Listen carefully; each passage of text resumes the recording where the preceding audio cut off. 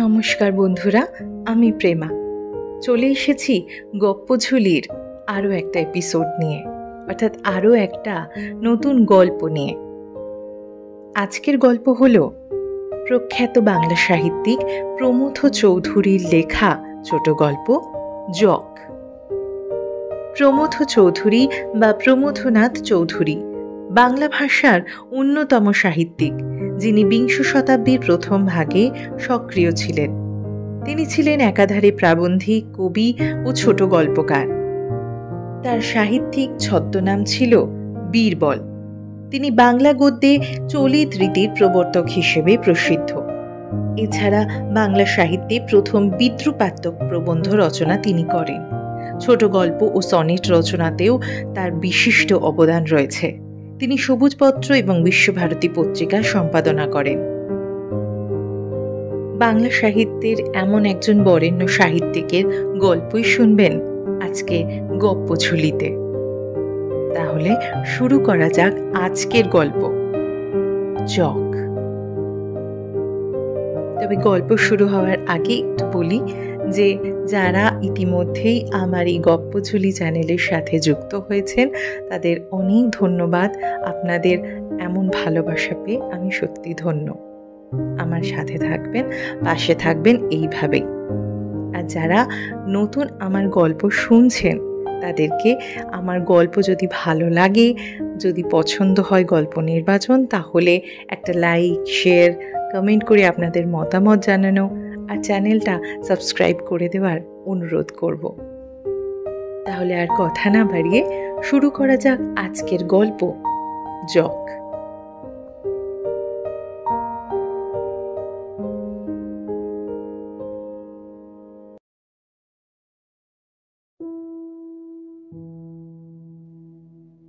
শ্রীমান অলোকচন্দ্র গুপ্ত, Kalyani issue. জক কাকে বলে জানো? সংস্কৃতে যাকে বলতো যক্ষ, তারই বাংলা অপভ্রংশ হচ্ছে জক। আমাদের মুখে যে শুধু যক্ষ জক হয়ে গিয়েছে তাই নয়, তার রূপগুলো সব বদলে গিয়েছে। সংস্কৃতে যক্ষের রূপ কি ছিল তা আমি জানি নে, তবে এই মাত্র জানি যে সে যুগে লোকে তাদের ভয় করত, কারণ তাদের শক্তি ছিল অসীম, অবশ্য মানুষের তুলনায়। আর যার শক্তি বেশি তাকেই লোকে ভয় করে। যক্ষরা ছিল মানুষ ও পশুর মাঝামাঝি এক শ্রেণীর অদ্ভুত জীব। এক কথায় তারা ছিল অর্ধেক মানুষ, অর্ধেক পশু। তাদের একটি গুণের কথা সকলেই জানে, তারা ছিল সব ধন রক্ষক। তাই যক্ষের ধন কথাটা এদেশে মুখে মুখে চলে গিয়েছে। বাংলাদেশে যক্ষ জন্মায় না, তাই জক লোকে বানায় ধনের রক্ষক হিসেবে। ধন সকলেই অর্জন করতে চায়, কিন্তু কেউ অর্জিত ধন রক্ষা করতে চায় চিরদিনের জন্য। এক কথায় ধনকে অক্ষয় করতে চায়। মানুষ চিরকালের জন্য দেহকেও রক্ষা করতে পারে না, ধনকেও নয়। যা অসম্ভব তাকে সম্ভব করাই হচ্ছে বাংলায় জক সৃষ্টির উদ্দেশ্য। এদেশের কোটিপতিরা কি উপায়ে জক সৃষ্টি করতেন জানো? তারা সোনার মোহর ভর্তি বড় বড় তামার ঘড়া আর সেই সঙ্গে একটি ব্রাহ্মণ বালককেও একটি লোহার কুঠুরিতে বন্ধ করে দিতেন। বালক বেচারা যখন না খেতে পেয়ে মরে যেত, তখন সে জক হতো আর কোটিপতির সঞ্চিত ধন রক্ষা করত। ধন আজও লোকে রক্ষা করে। শুনতে পাই ব্যাংক অফ ফ্রান্সে কোটি কোটি মোহর মজুত রয়েছে, আর তার রক্ষার জন্য বিজ্ঞানের চরম কৌশলে তালাচাবি তৈরি করা হয়েছে। আর সে ধনাগার রয়েছে পাতালে। এর কারণ বেচারা ফরাসিরা জক দেওয়া রূপ সহজ উপায়টি জানে না। আমি একবার একটি জক দেখেছিলুম। কোথায়, কখন, কি অবস্থায় তার ইতিবৃত্ত একটি গল্প আকারে প্রকাশ করেছি। সে গল্পটি শুনলে গ্রিক আলংকারিক অ্যারিস্টটল বলতেন যে সেটি একটি কাব্য, কেননা তার অন্তরে আছে শুধু টেরর আর পিটি। অবশ্য বাংলাদেশের কাব্য সমালোচকদের মত সম্পূর্ণ আলাদা। এর কারণ বাঙালিরা গ্রিক নয়, আর গ্রিক হতেও চায় না, হতে চায় ইংরেজ। সে যাই হোক, আমার আহুতি নামক সে গল্পটি সম্বন্ধে বাঙালি সমালোচকদের মত কি তা শুনে তোমাদের কোনো লাভ নেই, কেননা সে গল্পটি তোমাদের পড়তে আমি অনুরোধ করব না। সেটি ছোট ছেলের গল্প হলেও ছোট ছেলেদের পাঠ্য নয়। আজ যে জখের গল্পটি তোমাকে বলবো, সে গল্প আমি শুনেছি পরের মুখে, আর এই গল্পটির ভিতর আর যাই থাক, পিলে চমকানো ভয় নেই।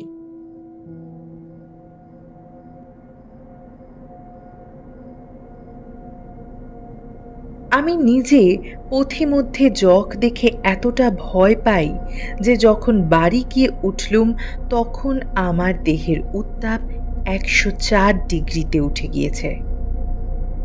একে জ্যৈষ্ঠ মাস, আকাশে হচ্ছে অগ্নিবৃষ্টি, তার উপর ম্যালেরিয়ার দেশ, তার উপর মনের উপর বিভীষিকার প্রচণ্ড ধাক্কা। এই সব মিলে আমার নারীকে যে ঘোড়দৌড় করাবে তাতে আশ্চর্য কি। বাড়ি গিয়েই বিছানা নিল, আর 7 দিন সেখান থেকে নড়িনি। আমার চিকিৎসার ভার নিলেন জনৈক পাড়াগেই কবিরাজ। তার ওষুধ হলো 2টি, লঙ্ঘন আর পাচন। সে পাচন যেমন সবুজ তেমনই তিতো। লঙ্ঘনের চোটে খিদে পেট চোচো করত, তাই সেই পাচন ওষুধ হিসেবে নয়, রোগীর পথ্য হিসেবে গলাধকরণ করতুম। আর বিছানার পাশে সমস্ত দিন হাজির থাকতেন রমা ঠাকুর। আর এই শয্যাশায়ী অবস্থায় তার মুখে এই গল্প শুনেছি। আগে 2 কথায় রমা ঠাকুরের পরিচয় দিই, কারণ তিনি ছিলেন যেমন গরিব তেমনই ভালো লোক। তার পুরো নাম রমাকান্ত নিয়োগী ঠাকুর। এরই পূর্বপুরুষরা পূর্বে আমাদের গ্রামের মালিক ছিলেন। পরে নিয়োগী বংশ ধনে প্রাণে ধ্বংস হয়। শেষটায় এদের মধ্যে অবশিষ্ট রইলেন একমাত্র রমা ঠাকুর। তিনি একা বাস করতেন একখানি খড় ঘরে। কখনো বিবাহ করেননি, ফলে তার ঘরে আর দ্বিতীয় লোক ছিল না। তিনি অবশেষে হয়েছিলেন আমাদের কুলদেবতার পূজারী। আমাদের কুলদেবতা শ্যাম সুন্দর ছিলেন জঙ্গম ঠাকুর। কোন শরিকের বাড়ি পালাক্রমে থাকতেন 2 দিন, কোনো বাড়িতে বা 3 দিন। ঠাকুরের ভোগ খেয়ে ও দক্ষিণা নিয়েই তার অন্ন বস্ত্রের সংস্থান হতো, আর উপরি সময় তিনি 5 জনের শুশ্রূষা করতেন।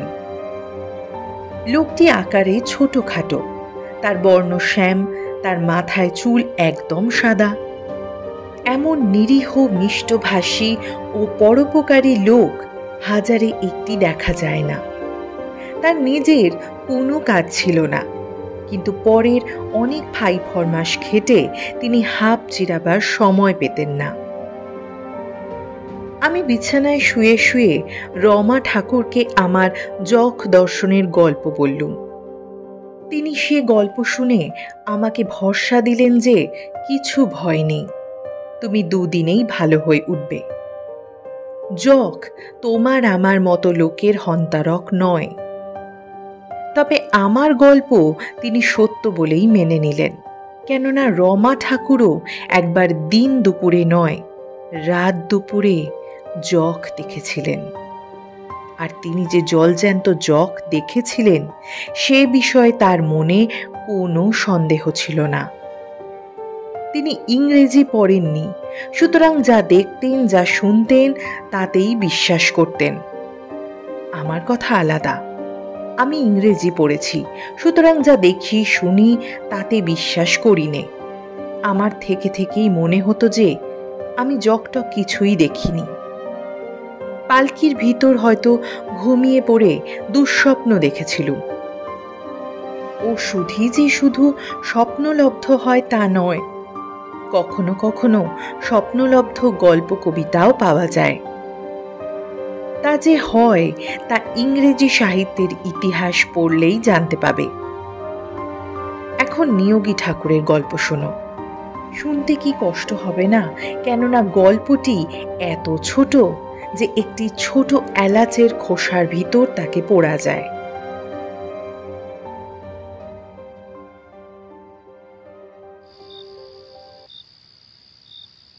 রমা ঠাকুর আমাকে জিজ্ঞেস করলেন, নন্দীগ্রাম কোথায় জানেন? আমি বললুম, না। তিনি বললেন, তা জানবেন কি করে? আপনি ২-৫ বছরে একবার বাড়ি আসেন আর ২-৫ দিন থেকেই চলে যান। নন্দীগ্রাম এখান থেকে ২ পা। এই দক্ষিণের বিলটে পেরিয়ে তারপর মাঠটার ওপারে বাঁয়ে ভেঙে যে পথটা পাওয়া যায়, সেই পথটায় কিছু দূর গেলেই নন্দীগ্রামে পৌঁছানো যায়। এখান থেকে মাত্র ৫ ক্রোশ রাস্তা। বছর ৩ আগে আমায় একবার নন্দীগ্রামে যাবার দরকার হয়েছিল। দরকার আর কিছুই নয়, সেখানে গেলে খালি হাতে আর ফিরতে হতো না।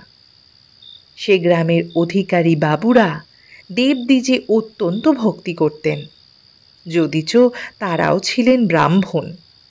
তাদের দ্বারস্থ হলে টাকাটা শিকেটা মিলত। আমি স্থির করলুম কোজাগরী পূর্ণিমার রাতে বেরিয়ে পড়ব। সেদিন তো সিদ্ধি খেতেই হয় আর সমস্ত রাত জাগতেও হয়। তাই মনে করলুম যে ঘরে বসে রাত জাগার চাইতে ১ ঘটি সিদ্ধি খেয়ে রাত্রিরেই বেরিয়ে পড়ব, আর হেসে খেলে ৫ ক্রোশ পথ চলে যাব। রাত ১১টায় বেরোলেও ভোর হতে না হতে নন্দীগ্রামে পৌঁছব। আমি জিজ্ঞেস করলুম, রাত্রিরে একা এই বন জঙ্গলের ভিতর দিয়ে যেতে ভয় করল না? তিনি হেসে উত্তর দিলেন, ভয় কিসের? চোর ডাকাতের? জানেন না, ল্যাংটা নেই বাটপাড়ের ভয়। চোর ডাকাত আমার নেবে কি? গলার তুলসী কাঠের মালা না গায়ের নামা বলি? তাছাড়া এ অঞ্চলে যারা ডাকাতি করে তারা সব আপনাদেরই মাইনে করা লেঠেল। তারা আমাকে ছোবে না, সঙ্গে হীরা জহরত থাকলেও নয়। ভয় অবশ্য বাঘের আছে, কিন্তু তারাও আমাদের মতো গরিব ব্রাহ্মণদের ছোঁয় না। আমাদের শরীরে আছে হাড় আর চামড়া, আর ২-৩ ছটাক রক্ত, কিন্তু রস একেবারেই নেই। বাঘরাও মানুষ চেনে, অর্থাৎ কে খাদ্য আর কে অখাদ্য। সে যাই হোক, রাত ১১টা আন্দাজ বেরিয়ে পড়লুম, আর ঘণ্টাখানেকের মধ্যেই খঞ্জনার ধারে গিয়ে পড়লুম। খঞ্জনা কখনো দেখেছেন? চমৎকার নদী। রশি ২-৩-এর চাইতে বেশি চওড়া নয়, কিন্তু ১২ মাস তাতে জল থাকে, আর সে জল ১২ মাস টলটল করছে, তকতক করছে।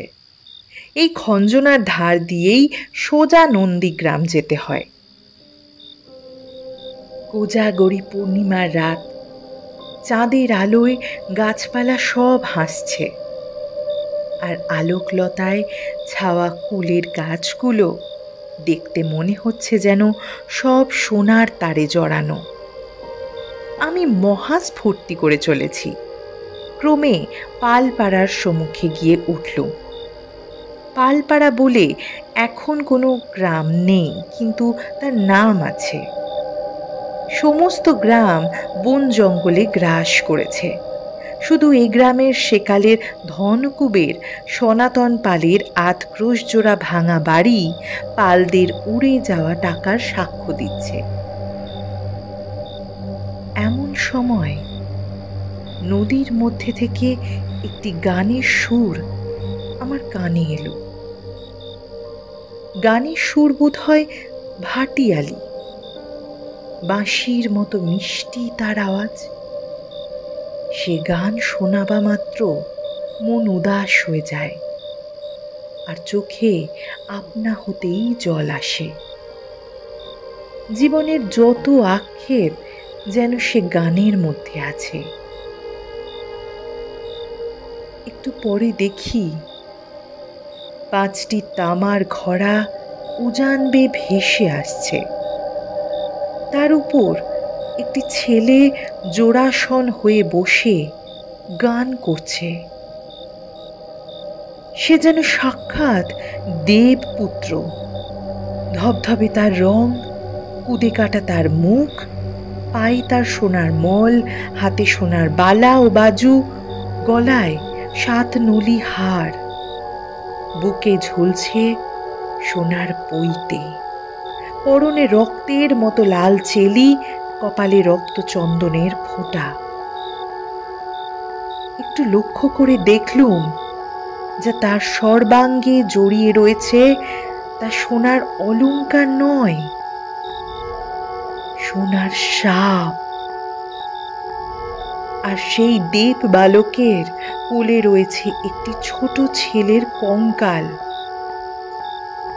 তখন বুঝলুম এটি হচ্ছে একটি জক। আর মনে পড়ল ছেলেবেলায় শুনেছিলুম যে পরম বৈষ্ণব সনাতন পাল একটি ব্রাহ্মণের ছেলেকে জক দিয়েছিলেন। সে তার ধন রক্ষা করেছিল, কিন্তু তার বংশ নির্বংশ করেছিল। আমি সনাতন পালের পোড়ো বাড়ির সম্মুখে দাঁড়িয়ে এক দৃষ্টে এই দিব্য মূর্তি দেখছিলুম, আর এক মনে এই পাগল করা গান শুনছিল।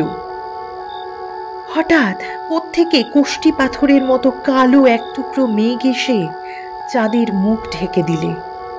অমনি অমনি চারদিক অন্ধকার হয়ে গেল।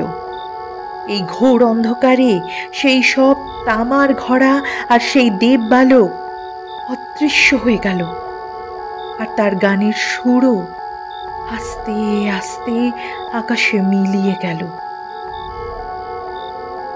অমনি অমনি সেই মেঘও কেটে গেল, আর দিনের আলোর মতো ফুটফুটে জ্যোৎস্নায় গাছপালা সব আবার হেসে উঠল।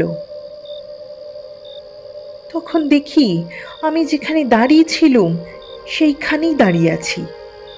আমার সর্বাঙ্গ আড়ষ্ট হয়ে গিয়েছে, যেন আমার রক্ত মাংসের শরীর পাষাণ হয়ে গিয়েছে।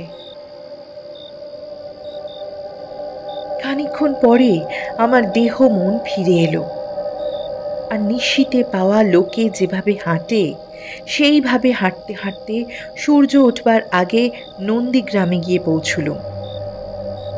কিন্তু সেই জক দেখার কথা কাউকেও বলিনি, কারণ এই কথা মুখে মুখে প্রচার হলে হাজার লোক খঞ্জনায় নেমে পড়ত ওই তামার ঘড়ার তল্লাশে। অবশ্যই তাতে সব ঘড়া ডুবুরিরা উপরে তুলতে পারত না। মধ্যে থেকে তারা খঞ্জনার ফটিক জল শুধু খুলিয়ে দিত।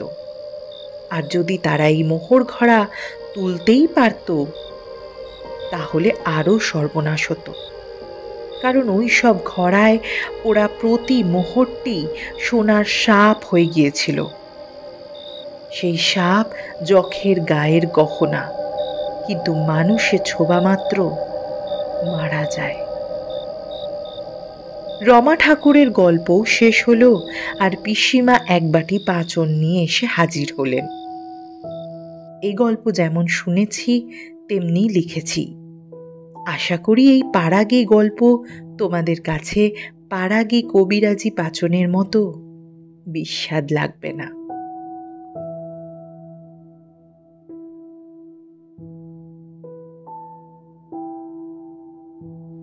এতক্ষণ শুনছিলেন সাহিত্যিক প্রমথ চৌধুরীর লেখা গল্প জক।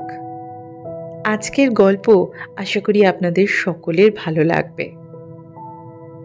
যদি ভালো লেগে থাকে তাহলে কমেন্ট করে আপনাদের মতামত জানাবার অনুরোধ রইল। গল্প পাঠ এবং গল্প নির্বাচন যদি আপনাদের পছন্দ হয়ে থাকে তাহলে গল্পটি লাইক এবং শেয়ার করে আমাকে আরও উৎসাহ দেবার অনুরোধ রইল। নতুন যারা আমার গল্প পাঠ শুনছেন তাদেরকে বলবো চ্যানেলটিকে প্লিজ সাবস্ক্রাইব করে দিন, যাতে আরও নানান স্বাদের গল্প আমি আপনাদের শোনাতে পারি। এভাবেই পাশে থাকবেন, ভালোবাসা দিয়ে যাবেন। আবার আরেকটা গল্প নিয়ে আসবো খুব তাড়াতাড়ি। ততদিন ভালো থাকবেন, ভালো রাখবেন, শুনতে থাকবেন গপ্পঝুলি।